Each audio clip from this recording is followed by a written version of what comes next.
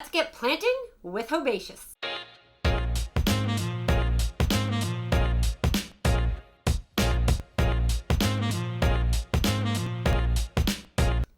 Herbaceous by Pencil First Games is a card drafting set collection game where you are collecting different types of herbs and planting them in various pots and meeting their requirements.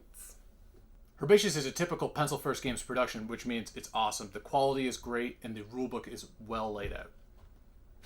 Overall, the artwork in this game is quite beautiful. You have the different types of herbs all drawn out. There's nice details on the back of the cards.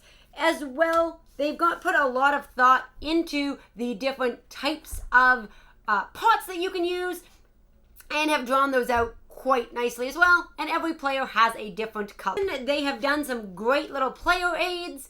So they tell you what you need in each pot, as well as the 2 different steps that you have on your turn. A sample turn, what you do is you take one card, you decide whether you're going to plant this card in your own private garden in front of you, or if you're going to play it into the community garden.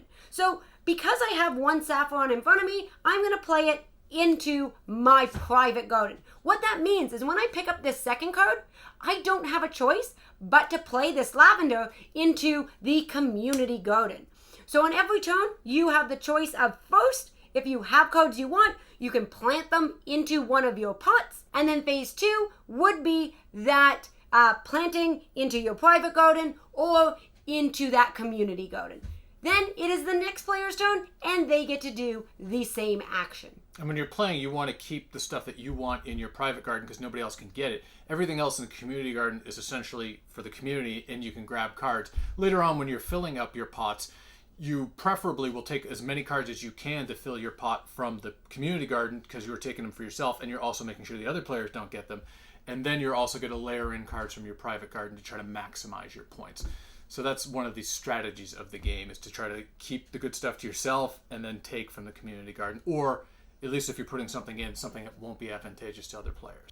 For replayability of this game, even though it is a lightweight game, there are quite a few different strategies you can take when playing this game.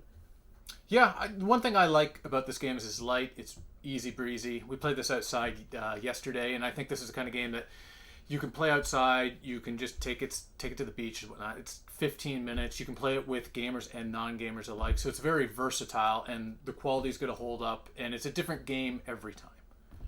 And in addition, the game does come with a solo variant. So again, that's just a really simple rule set for how to play as a solo player.